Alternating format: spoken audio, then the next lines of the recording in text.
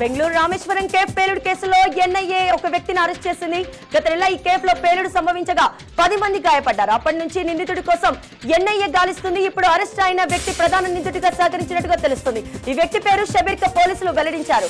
బళ్ళారిలో షబీర్ ను అరెస్ట్ చేశారు.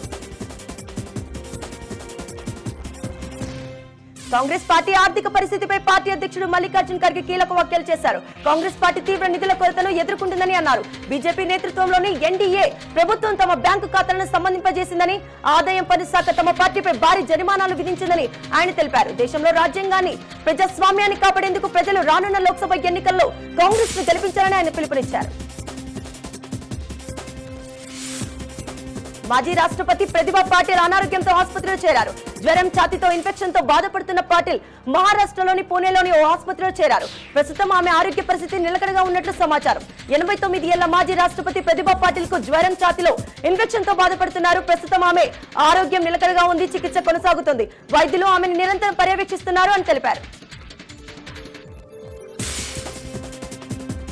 రానున్న పార్లమెంట్ ఎన్నికల్లో విజయం కోసం తప్పిస్తున్న కాంగ్రెస్ పార్టీ తాజాగా మహిళలను లక్ష్యం చేసుకుని సంచలన నారీ ర్యామ్ పేరుతో పథకాలను ప్రకటించింది.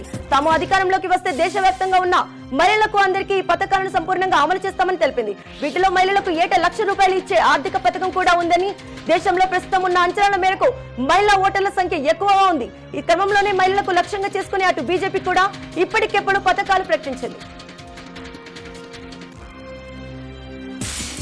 బెంగళూరులో నీటి ఎద్దడి ప్రతి చుక్క కోసం ప్రజలు నానా అవస్థలు పడుతున్నారు. తక్కువ నీటితో తమ అవసరాలు తీర్చుకోవడానికి జనాలు రీసైక్లింగ్ పద్ధతులను అవలంబిస్తున్నారు. కొన్ని ప్రాంతాలలో రోజువారీ సరఫరా కోసం వాటర్ ట్యాంకర్లపై ఆధారపడుతున్నారు. బెంగళూరు పరిస్థితుల్లో ఎలా ఉందంటే నెలకు కేవలం 5 రోజులే స్నానం చేయాల్సిన పరిస్థితి ఏర్పడ్డాయి.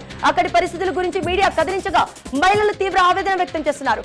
రోజుకు 4 ట్యాంకర్లు అవసరమని, 1-2 మాత్రమే వస్తున్నాయని, 2-3 నెలలు తీవ్ర ఇబ్బందులు ఎదుర్కొంటున్నామని నివాసి ఆవేదన వ్యక్తం చేశారు.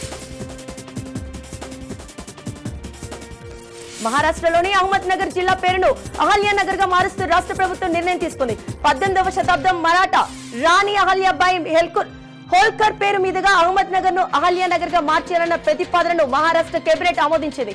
కాగా నిజాం షాహీ వంశానికి చెందిన అహ్మద్ నిజాం షా పేరుతో 15వ శతాబ్దంలో ఈ నగరానికి అహ్మద్ నగర్ పేరు పెట్టారు. జిల్లా పేరు మార్చే ప్రతిపాదనకు తొలుత సీఎం ఏక్నాథ్ షిండే గత ఏడాదిలో మేలో ప్రకటించారు.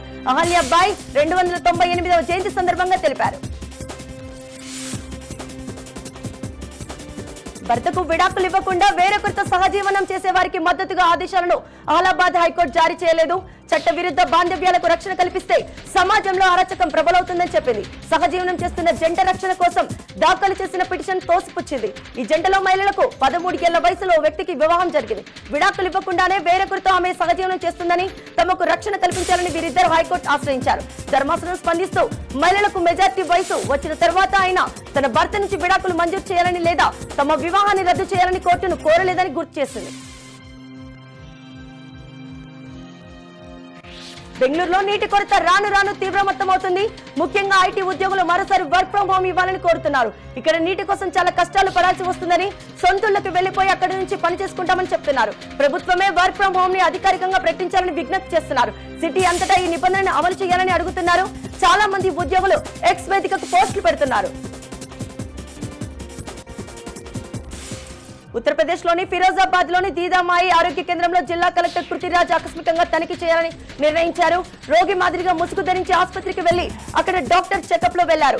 అయితే డాక్టర్ ప్రవర్తన సరిగా లేకపోవడంతో అధికారిని కృతి గ్రహించారు. అంతేకాకుండా అక్కడ ఆసుపత్రి మెడికల్ స్టాక్ స్టోర్ లో చాలా మందులు గడువు ముగిసి ఉన్నట్లు గుర్తించారు. హాజరు రిజిస్టర్ తనిఖీ చేయగా రిజిస్టర్ లో కొందరు సంతకాలు ఉన్నాయి. ఆ సిబ్బంది అక్కడ లేకపోవడంతో విధులు ఉన్న సిబ్బంది సేవల తీరు సరిగ్గా లేకపోవడానికి ఆమె గుర్తించి ఆగ్రహించారు. ప్రభుత్వ ఆసుపత్రి పరిస్థితిపై త్వరలో నివేదిక పంపుతామని వెల్లడించారు. బైజూస్ తీవ్ర నష్టాలు ఎదుర్కొంటుంది. నెల రోజులుగా ఉద్యోగులకు జీతాలు కూడా పూర్తిగా చెల్లించకపోవడంతో ఇప్పుడు ఈ కష్టాలు మరింత తీవ్రతరం అయ్యాయి. ఆర్థిక కష్టాలతో సతమతమవుతున్న బైజూస్ దేశంలో తమ ఆఫీసులకు చెల్లించే అద్దెలను భరించలేకని పరిస్థితి. 17,000 మంది ఉద్యోగులు ఇంటి నుంచే పూర్తి పని చేయాలని చెప్పినట్లు సమాచారం. బెంగళూరులో ఉన్న ప్రధాన కార్యాలయం మాత్రం పనిచేస్తుందని బైజూస్ స్పష్టం చేసింది. ఆఫీసులకు ఒక్కసారి ఖాళీ చేయడం లేదని తెలిపింది.